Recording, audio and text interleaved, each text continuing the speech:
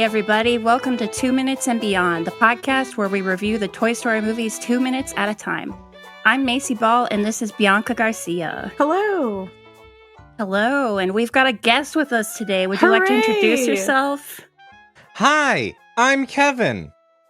Hi, Kevin. Hi, Kevin. How's it going? It's going. Well, this is a blast. This is a blast and a half.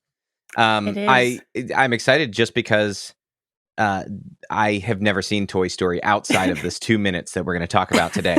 Oh, boy. I have no context whatsoever. That's fantastic. That is a lie, of course. I've seen it many times, but wouldn't that be fun? Would you like to tell us a little bit about who you are and what you do? Yeah, my name is Kevin McCreary. I have a podcast called All New Early Recordings with Kevin, and that's what I'm mostly known for. I mean, I know you for that podcast.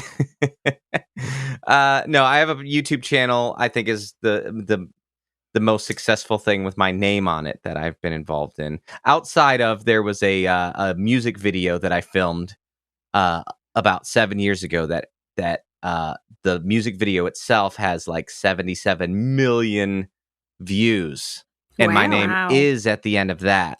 But, very nice. It's not thanks to me. I just was assigned it at work. They were like, "Go film this," and because nobody else wanted to, and so that's my biggest claim to fame.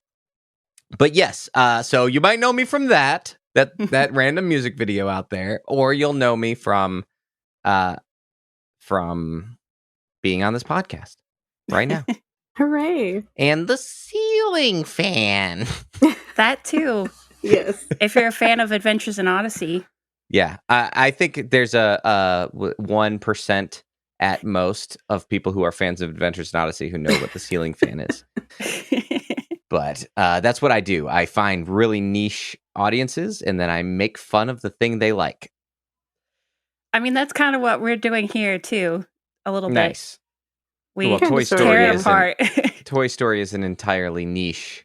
No, it's not as niche as Adventures in Odyssey, but yeah, or Christian movies. Yeah. That if people are listening and they're wondering why I'm referencing Christian movies, it's because on my YouTube channel I primarily review Christian movies and talk about how great they are. I love the authenticity of your voice.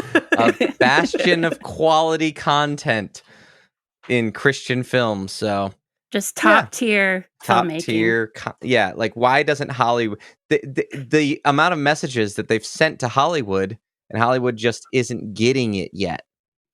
They don't see the creativity and the awesomeness of the gold standard that a Christian is Christian is. film and Christian entertainment altogether. Yeah.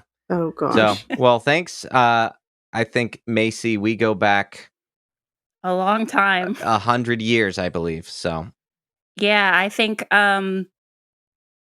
through the Adventures in Odyssey fan community and like your podcast, The Ceiling Fan, and all that kind of stuff, we became internet acquaintances, I guess, and Facebook friends, and we've met in person a couple times. I've actually been to your house before for the BlimeyCon event. Wow. You broke up there, but I assume you said you've actually been to my house and stolen things from me. Mm-hmm.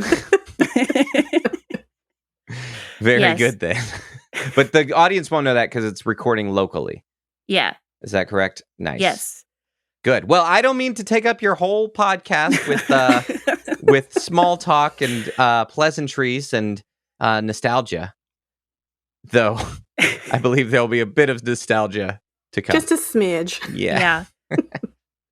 Well, in this episode, we're going to be talking about minutes 59 and 60 of Toy Story. We've got some very emotional minutes here. Mm-hmm. It's true. Are we ready to get started? I'm ready. I was born ready, actually. All right. This clip starts off with the tail end of Woody's last line from last week's clip. Why, sure you can, Buzz. You can get me out of here, and then I'll get that rocket off you, and we'll make a break for Andy's house, except all that we hear in this clip is the word house. Buzz says, Andy's house, Sid's house, what's the difference? Woody answers, "Oh, Buzz, you've had a big fall. You must not be thinking clearly." Buzz says, "No, Woody, for the first time I am thinking clearly. You were right all along. I'm not a space ranger." And he opens up his wrist communicator to see the words "Made in Taiwan" and says, "I'm just a toy, a stupid little insignificant toy." And Woody corrects him, saying, "Whoa, hey, wait a minute. Being a toy is a lot better than being a space ranger." Buzz says, "Yeah, right." And Woody responds, "No, it is. Look, over in that house is a kid who thinks you are the greatest. And it's not because you're a space ranger, pal. It's because you're a toy. You are his toy." Buzz asks, "But why would Andy want me?" And Woody answers, "Why would Andy want you? Look at you. You're a Buzz Lightyear. Any other toy would give up his moving parts just to be you. You've got wings. You glow in the dark. You talk. Your helmet does that whoosh thing. You are a cool toy." I'm crying. I'm crying deep down. Tears. What an inspirational speech. Isn't it, though? It's heartwarming. You know, of all the people to have to explain this to Buzz, you know? The guy who was trying to convince him otherwise. Yeah. And rather rudely at that. He was, just like... That was his whole motivation for the whole movie. Exactly, being a jerk to Buzz, and now he's actually having a heartfelt moment with him. I think it's intentional by the writers. I don't mean to. You please lead the way. I will talk if I don't have direction. Oh, you're fine. I don't know how you guys normally dive into these. We do everything aimlessly, so please, if you need to say something, please say something. Very good. So, what he says, "You've had a big fall," but how does he know that? Because he wasn't there for that. I think he was stuck in the closet. This is true. But he knows his arm's not attached. Yeah, but for all he knows, Sid might have done that. But maybe he doesn't mean a physical fall. Maybe he had a fall as in a realization. A mental fall. Yeah. An emotional fall. It could be. Yeah. I don't know. A fall from grace. Or maybe he heard the plasticky, crunchy thud. Yeah, who knows? We don't know how loud it was because there was music playing over top of it the whole time. I mean, we did kind of hear him crunching down the stairs. Yeah. Mm-hmm. But he could have been yelling as he was falling without style. His little Wilhelm scream. Yeah. I really like the lighting effects that the rain in this scene creates, because it's both like sad and weirdly like comforting at the same time. Yeah. I do like it's that the kind lighting. of day for night. One thing that's amazing about Pixar is their ability to make like actual camera angles and effects and lighting effects as if it's physical within the world of the cartoon.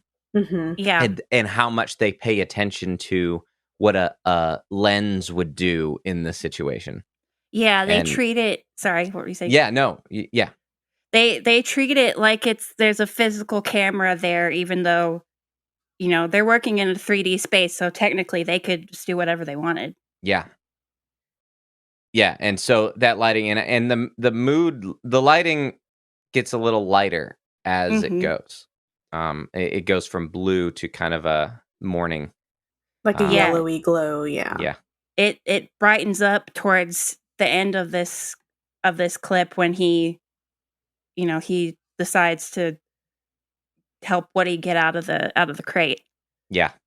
My favorite part, which isn't actually, I don't think, in this clip, it's in the next 2 minutes. I don't know if I'm allowed to, but as a kid, I also watched a lot of Home Improvement, the show. And there is the toolbox that is on top of the crate is a Binford toolbox, which is from the show Home Improvement. That's great. I had seen something about that, and I forgot to write that down for this episode, so I'm glad you remembered that. And I think I was primed for it because also, well, wait, this came out in 2004? What year did this come out? 95. That's what I meant to say. I You're like, no, Kevin, not even close. Yes, 1995. I meant to say 1994, but I realized I'm looking something up right now just to make sure that I'm right. Yeah, so 1994 is when the Santa Claus came out, which is also Tim Allen, and he goes "Arr, arr, arr," in that movie, which is also a reference to Home Improvement. Yeah. And then there was a moment in Home Improvement I remember, which I loved. This was like the crossover, the Tim Alleniverse. He would make these references within his projects, but there's this moment where his nephews are over, and Jonathan Taylor Thomas's character is like playing with the nephews, and he's got this little Simba doll, and he's like, "Hey, how's it going?" And then Tim Allen comes up behind him with the Buzz Lightyear doll, and is like, "Hey, it's me." And so, like, because they both did the voices for those characters, and it was on ABC, which is owned by Disney, and those are both Disney movies. So, just a lot of fun Tim Allen crossover references to his other content that I've always enjoyed. That's pretty great. Yeah. I enjoyed that story. Yeah. I don't think I've ever seen Home Improvement because it was kind of before my time. That makes sense. Because like Toy Story, I also came out in 1995. Okay. So. Yes, that's my little sister came out in 1996. So but yeah, there was, speaking of Tim Allen and the Santa Claus, there was a Toy Story reference in Toy Story 2, or it's the Santa Claus 2. Yes, where he says you're a sad, strange little man. Yes. Yes. Which is especially funny because the evil plastic Santa that says that is a toy himself. Is a toy. Yeah. You are a toy. That's fantastic. And you are a sad, strange little man. I bid thee farewell. Anyway, you guys talk about it, I suppose. I'm monopolizing the conversation on rabbit trails. You're fine. Speaking of Tim Allen, his performance in this scene is really, his voice acting is just, it's really great. There's like a lot of emotion there, and like so few lines too. Like he really manages to just pull out a lot of emotion in like I said, just a few lines. And the animation, kudos to whoever did that as well, because it's so subtle and it's just so, it communicates so much. Like there's the part when Woody says it's not because you're a space ranger, pal, it's because you're a toy. Like he winces a little bit when Woody says it's because you're a toy. Like even though he's just admitted it, he's just said it himself like a second ago, it's still like hard for him to hear. Like you can like tell what he's thinking through the whole thing, like just watching his face. And it's great. And there was no like motion capture for faces back then where they're just, this is the performance, even though this is Tom Hanks, who would not too long after this make Polar Express, which was motion capture. Yeah. Wow, a lot of connections here. He's like half the voices in that movie. Yeah. Yeah, and you can tell because he's not as good of a voice actor as Tim Allen. He's got a very distinct voice, so you can't really change that. Like, if you have a very distinct voice, it's very hard to change that. But he also played Santa Claus in that movie. Yes, true. Like Tim Allen true. played Santa Claus. You know what is neat is for all of the Woody toys, it's Tom Hanks's brother doing the voice. You guys know this already. Yes. I will back into a shrubbery now with my well-known facts. Yeah, we went to Disney World together in December, and they have the big like Woody statue in front of Toy Story Land, and I kept calling him Jim Hanks because it was Jim Hanks doing the voice. It's his voice. That's awesome that he gets to like work. He can make money off of his brother's career.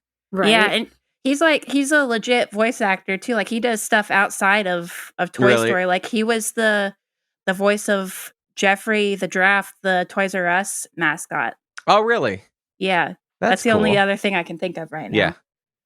I love you mentioned the animators and the movement is cool, but like this is such a testament to the level of detail between like the crate and how like just the scuff marks and scratches and the texture in some areas, like it's used to like when he opens up his to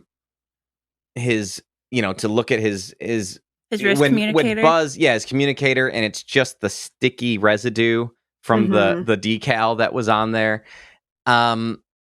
Like Toy Story has always been such a cool movie to me because it didn't have to be good, because it was the first full-length feature wide release computer animated movie. So people were going to go see it. It's kind of like the movie Avatar, where like the movie's not great, but it didn't have to be because of the spectacle of the film.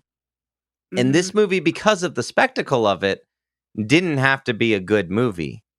And the amount of thought that is in every single detail of this movie, even in this scene that is so like, there's so much care and love that went into this. Just the notebook behind him, the TM notebook. It's just some military handbook. Yeah, and just the character of Sid when he wakes up. I know that's in the next scene as well. But when he's like, "Oh yeah," he's not like, even though he is evil to the toys. Like when you they give him that, his butt's up in the air when he's sleeping, and they give him this childlike aspect when you zoom out, where he's just like, "Oh, today's the day that I'm going to blow up the toys." He's excited like it's Christmas. Yeah. Yeah. We've talked about how, him and Andy really aren't that different. It's just like how they express their creativity. Sid is more destructive. Yes. Yeah, and I think the only thing about him that is different than me when I was his age is that I wouldn't have blown up a new toy, like something that was new and everybody was talking about and wanted. I wouldn't have destroyed something like that. But I blew up all kinds of stuff as a kid. I destroyed all kinds of toys. It's like my brother. He did the same thing, but because he was like so absorbed with like being in the army, and he had so many GI Joes, and we had a bunch of exploded GI Joes. Yeah. It's like Combat Carl all over again. I had army men and would set them up and throw firecrackers at them and blow them up. Man. The way Woody calls Buzz's helmet retracting that whoosh thing. It's always made me chuckle every single time. Yeah. Do they reference that in later movies too? I don't think so. I feel like there was something that would be like I call it it's not my term, but I will call it this in this moment, sequelitis, where like there will be something that is funny or significant in the first movie, and then they make it like the cornerstone or the foundation of this follow-up movie. I think maybe You Got a Friend in Me has a little bit of that, where it's like it was a song and then it becomes like an important part of the lure of the movie. Right. And sometimes it can work really well, and sometimes it's like, wow, this movie really fell in love with itself between the first movie and the second movie. Well, I've thought about that before too, like how I think Toy Story 2 is the only one of the four that doesn't start off with that song. And I think with the third and the fourth one, it really serves mostly as like nostalgia to like just hook you in with that nostalgia like right from the get-go. Yeah, it's manipulative a little bit. A little bit. You know what movie I first noticed it in? I'll tell you. The movie Speed 2. Cruise Control. That's fantastic. I love that first movie. It's ridiculously great. It is. If you ever get the opportunity, if you haven't seen it, check it out. But the sequel, so there's this line where they say like relationships based on tragedy just never work out. And it's not like a mantra. It's just something that within the world is like something that they're like, yeah, we probably shouldn't date because this terrible thing happened. But then in the sequel, it becomes like the motto of the characters. And I remember seeing that as like a 10-year-old, which I probably shouldn't have been watching those movies at that age. But, No. What are you going to do? I think I watched the first one on TV. So the guy was like, I remember him going, oh, shoot. And I saw it later and realized that was not what he was saying. No. But anyway, that sort of thing happens a lot. And I know I'm giving more of an overall perspective of Toy Story, but I think Toy Story did a pretty good job. But I also think maybe there isn't a lot. You don't have the ability necessarily with something that becomes just immediately beloved to avoid that kind of sequel. This thing is now important in the world. This is the mantra. This is the thing that we all live by, even though it was just some random thing that some character said in the last movie. Right, yeah. Finding Dory kind of fell into a sort of similar problem where I felt like all of the humor in that movie was just, or at least a lot of it was just rehashed like jokes from that worked really well in Finding Nemo. Yeah. It's another movie that did that with the jokes was but this was because of the writer's strike, was Transformers 2, where they had like one dirty joke in the first movie and they were like, well, people laughed at that. So then the whole rest of the second movie yeah. it's just that joke. And it's like, no, you missed it. You missed the point. Good. Well, are we ready to move on to the next part? I think so. Sure. I just will say that I think it's sad that that doll's arm is part of Sid's alarm clock. And I don't know how that would actually work. I think I was saying in our last episode, or maybe the one before that, I want that alarm clock. And like Disney, make that alarm clock, and I will give you money. Do you know what else they've never done, or at least I've never seen in all my years since 1996? I was born then. I was not. I was born 10 years before that. But they never really came out with Buzz or Woody as they are in the movies. Like Buzz's buttons are always all just one button. Every toy that I've seen. Yeah. There was one Woody doll that came out for Toy Story 4 that had a plush body, but like his face was actually close. It was still a plastic face, but it was actually like his frozen toy face. So a lot of like toy collectors and modders were getting their hands on those dolls just so they could like switch out the heads of their other Woody dolls to make them more movie accurate. And then try to sell them in Japan. I'm sure some people were selling them online. That's a little reference to Toy Story 2. You don't say. Yep. I've seen the movies. Okay. I will not make you guys listen to my banter. No, I mean, our listeners hear the two of us talk all the time. So please talk, because they're tired of us. Yeah. Very good. So anyway, moving on, at 57 seconds, Woody suddenly looks sad and says, as a matter of fact, you're too cool. I mean, I mean, what chance does a toy like me have against a Buzz Lightyear action figure? All I can do is, and he pulls his pull string and his voice box says, "There's a snake in my boots." He says, "Why would Andy ever want to play with me when he's got you?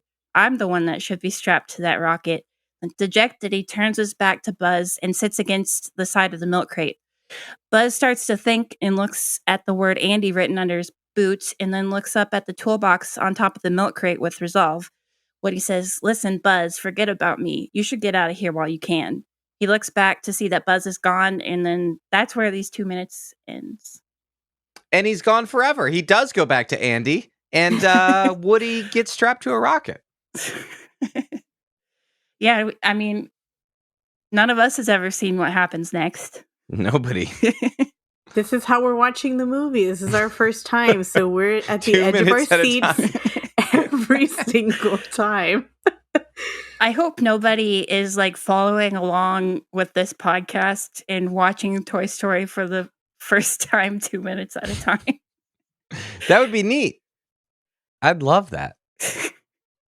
I feel like with as much as we like dissect every little detail and every inconsistency and like animation cheat and everything, that would probably ruin the movie for someone watching it for the first time. This close up of Woody, you can really see the crate's imperfections or the roundness of the texture. They got a little too close to the crate texture there. Just a smidge, just a tiny bit. I do love the feet and you know, since they've been running around and stuff, running through the gas station and Pizza Planet and stuff, they're dirty. Yeah. They've been beating feet. Yeah, they've been beating each other up under the car at the gas station. I love that when he closes his helmet, gets his hand stuck. It doesn't make any sense though, because I don't know why his helmet would close that hard, but well, but Woody's a toy, and he doesn't really have any muscle mass. So I'm guessing that for a kid, it wouldn't hurt their finger.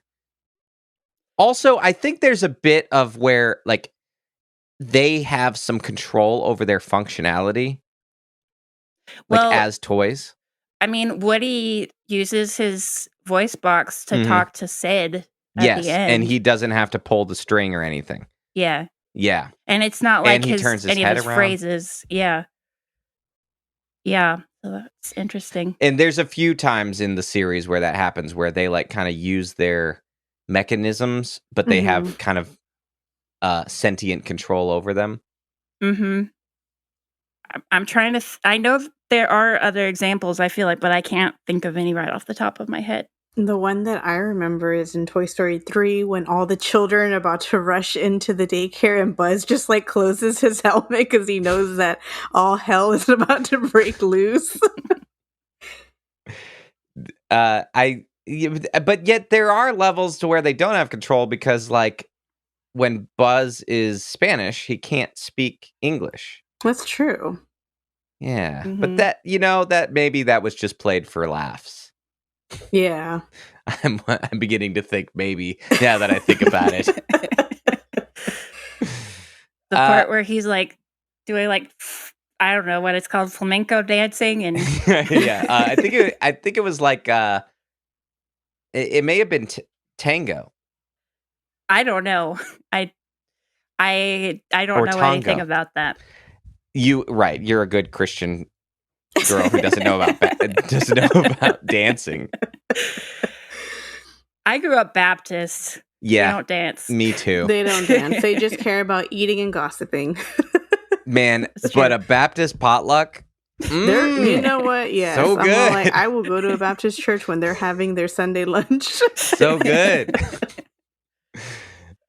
So like, there's a bit of self-loathing here.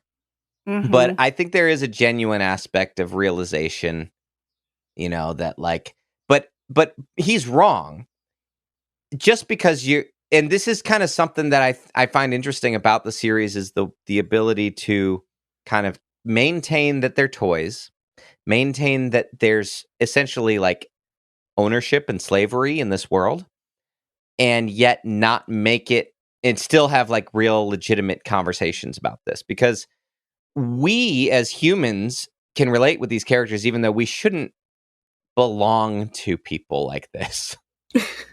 Our values shouldn't be placed in in whether or not somebody wants us or wants to play with us or whatever. Right. There should be, and certainly we don't deserve to be strapped to a rocket if somebody doesn't want to be our friend. Like, so there is an aspect there where it's I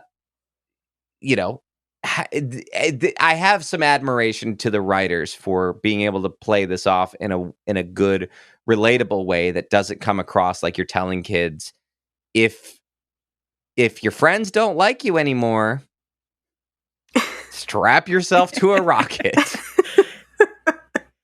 Or that your value is in people being your friend or something like that. Yeah.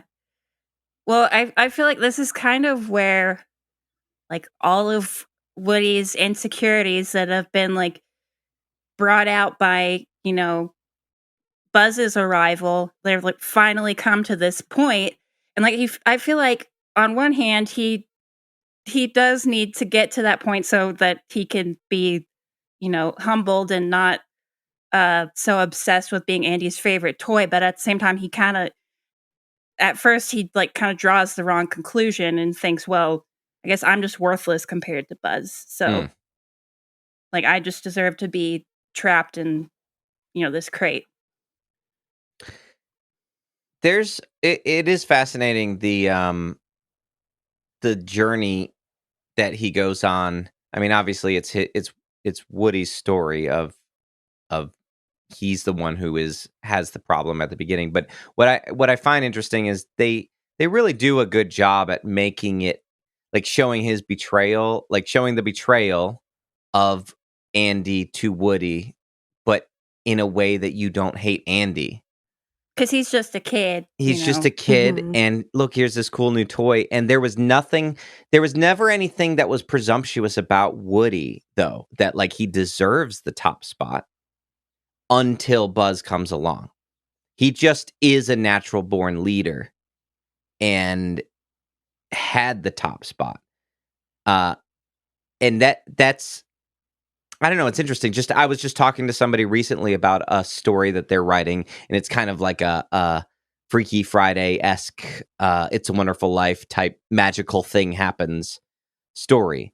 But the problem is like the character kind of makes a wish, like I wish that this would happen to my husband, and finding a way to make that relatable to where she doesn't seem like the bad guy before she learns her lesson. And I think this movie does such a good job at never not making, and I know that was a discussion early on, Woody was kind of too much of a jerk and kind of an unlikable character, and so that was worked through. But that's such a good writing technique of being able to make a character who is the main character have character growth, so you don't have him, but still not making him a somebody you hate at the beginning. There's so much nuance in that, and to where you do care about Woody and you understand, you see his perspective the entire time, but there are moments where you're frustrated with him, where you're like, just get it, Woody, get it, please. It's like, we know you're better than this. Stop being a jerk. Yeah. Yeah. And that's because they really had to like rewrite Woody, because in the beginning he was just like 100% jerk and there was nothing likable about him. Yeah. Yeah, we talked. Sorry. Were you still saying something? Like, it's, coming from that, you can still make a character be a jerk but still be likable. Yeah. To where it's not too overbearing and you still like that character. There's something encouraging to me about the fact that these professional writers who wrote Toy Story still made that mistake early on. You know, that, okay, so it took some work to get there. But that they also had the wherewithal to say, okay, we created this character, we like it, but we realized that it's not working. Yeah. And they could know how characters work. And I say this a lot, but I'm a huge sucker for quality characters, and so many of the Pixar movies have that. And you know, I've people are like, people on the street, they come up to me, right? And they're like, you know, what Christian movie do you like? Because you hate Christian movies so much. And I always say I really enjoy the series The Chosen. And the reason I like that series is because of the character development. It has quality characters. It has, when a character does something, you're like, that is such that character that I've gotten to know and love.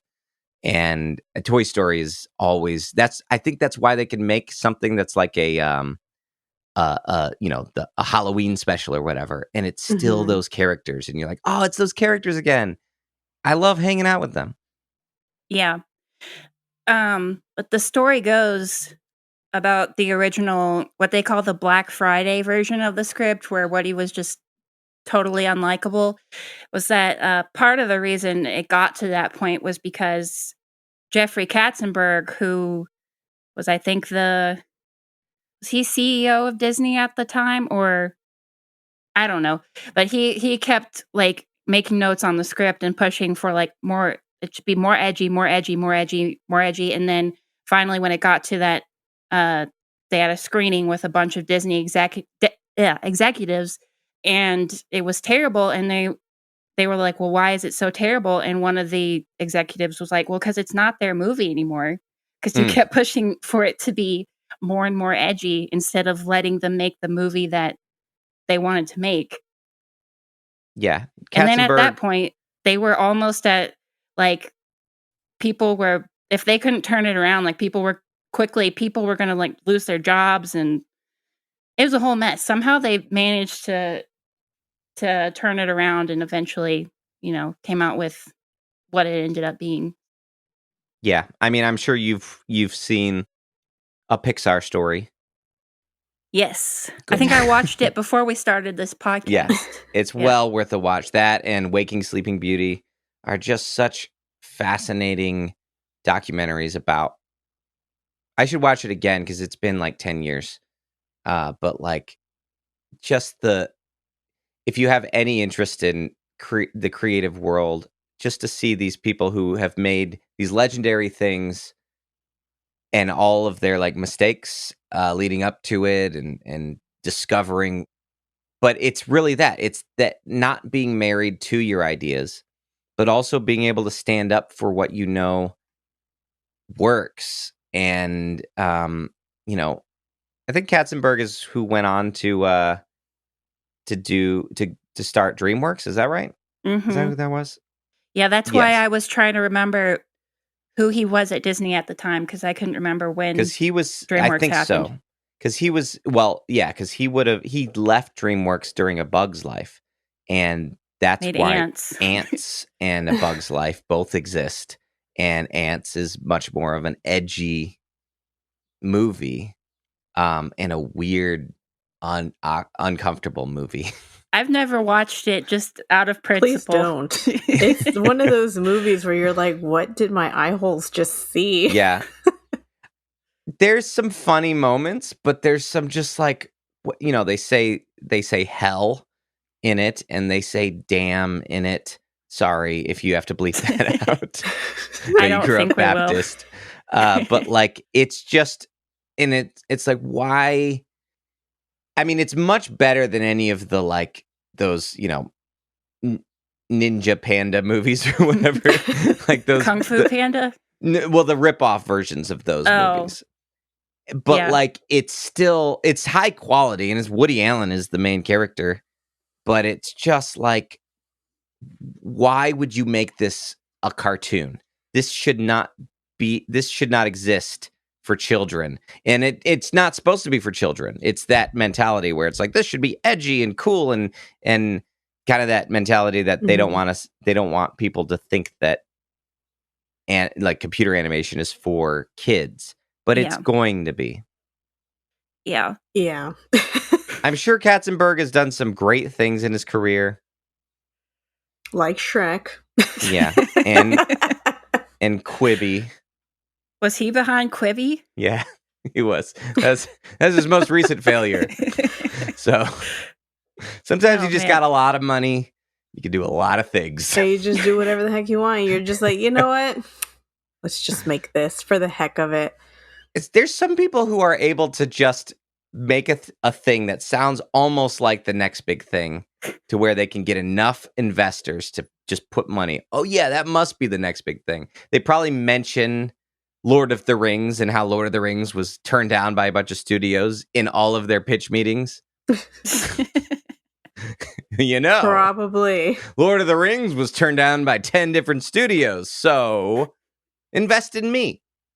Jeez. You won't regret it. And then they immediately regret it. Right. It's like, but see, the thing with Quibi is it's like, I remember when Twitter came out.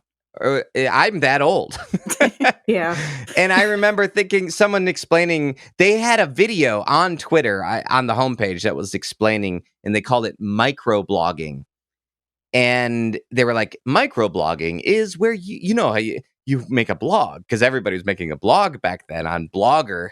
I'm sure. Our website is on Blogger, because that was the only way I know how to make a website. But all of that to say, Toy Story is a great movie. It is. It really is. I can see why you picked this to go through. I can't believe you guys are so close to being done with the movie. We've got so far. Let's see. This is minutes 59 and 60, and there are about 81 minutes, so not too much. I feel like part of the reason Buzz starts to come around towards the end of this clip is that he hears, like, you know, the attitude that he's been having coming out of Woody's mouth and realizes how ridiculous it is. Yeah. If that makes sense. Right. Yeah. Oh, yeah. I hadn't thought about that. Now, I will say there is rain on the window while they're talking, but there is not rain on the window when they look outside to see that the truck is there. Are you sure? Yes. I thought at first, because there are like BB gun holes in the window. Oh. Like pellet gun holes.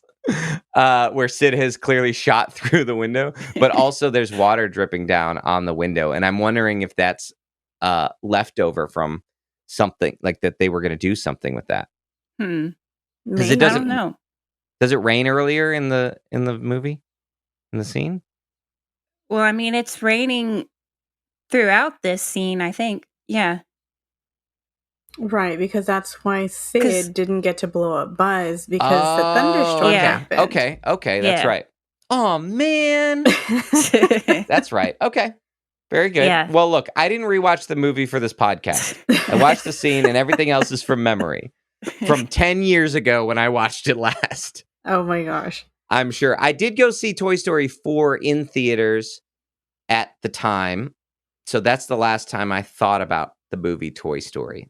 That was like, what, 2-3 years ago? 5 years ago? I don't know. 3 years ago. Yeah, I think it was 3 years ago, because it was before I started my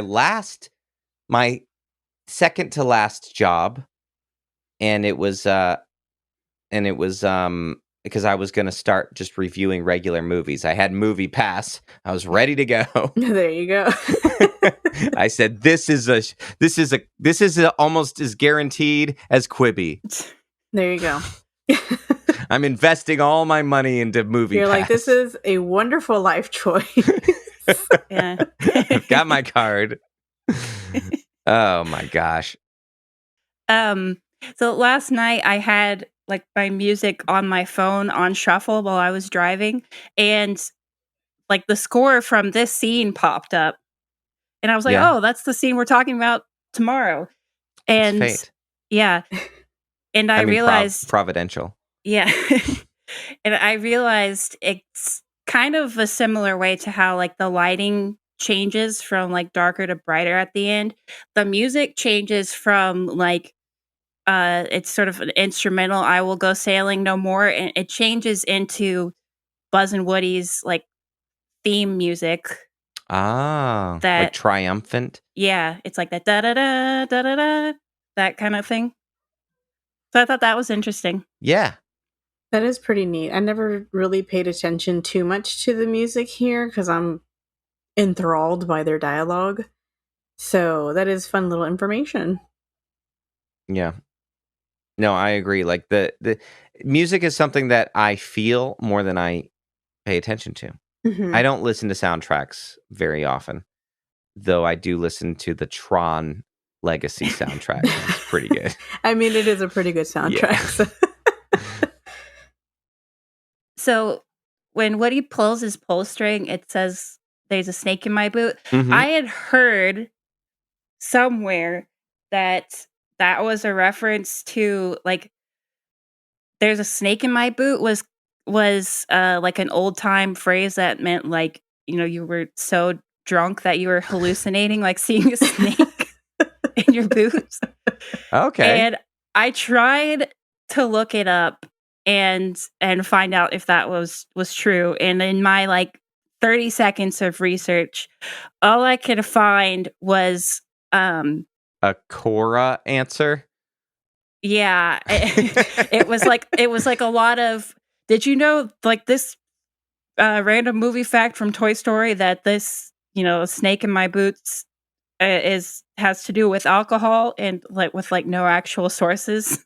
Well, I if you click on it, there is a comic that's like a guy with a bunch of snakes, and it says, "Oh, he has had many snake adventures," and there's all these snakes and also alcohol.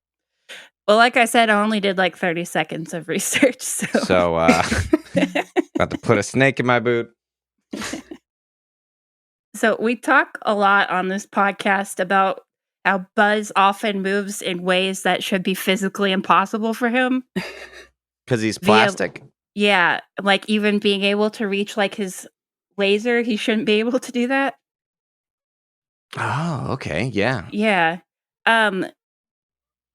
But because like with animation cheats and everything, they make it work and look okay. When he lifts up his boot to look at the word Andy under his foot, like I don't want to know what that looks like when you zoom out. He may have he may have removed his leg. Yeah.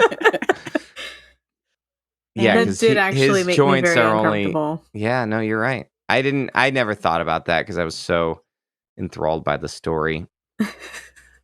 You know, I guess you're just nitpicking here. We are very nitpicky since the very beginning, since the first 2 minutes. No, that's good. I think that this is good to have this archived if you guys really go in 2 minute by 2 minute. Yeah. So in the audio commentary, they talked about how for this scene they originally animated much more of it. There was like 5 pages of script for it, and a lot of stuff had to be cut out. And Pete Docter talked about how, you know, he later realized that it turned out better for the movie, but at the same time, because he was the one who animated it, he was like, "No, you can't cut that."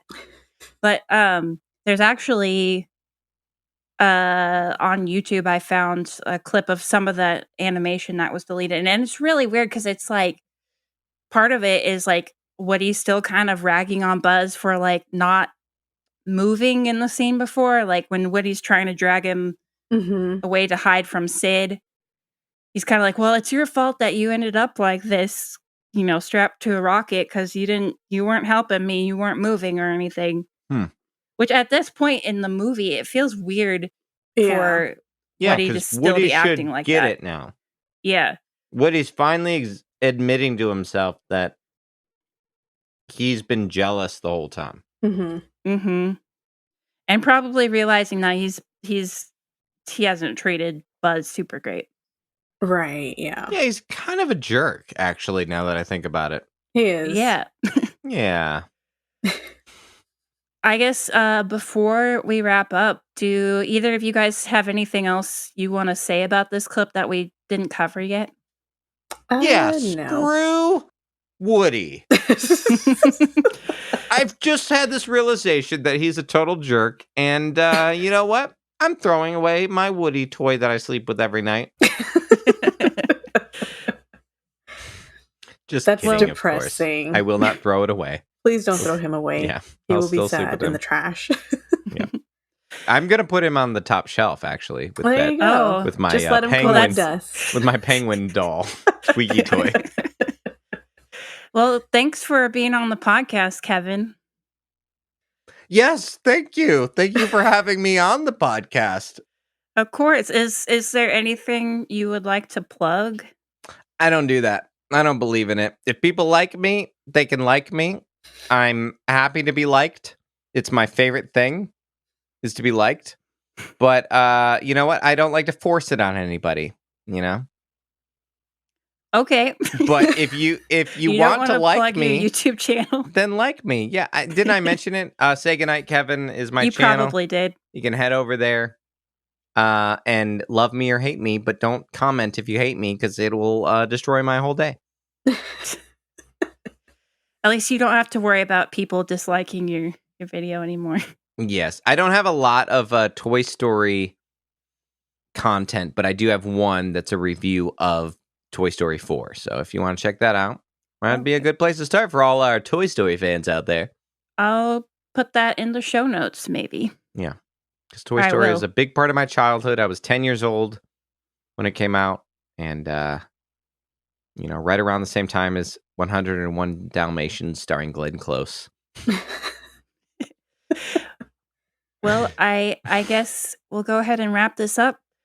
Thanks for listening, everyone. Be sure to follow our Facebook and Twitter accounts and send us an email if you have any thoughts, comments, questions, or concerns. And if you enjoy the podcast, please leave us a 5-star review on Apple Podcasts and Spotify. See you again next time. Bye. Bye. Bye.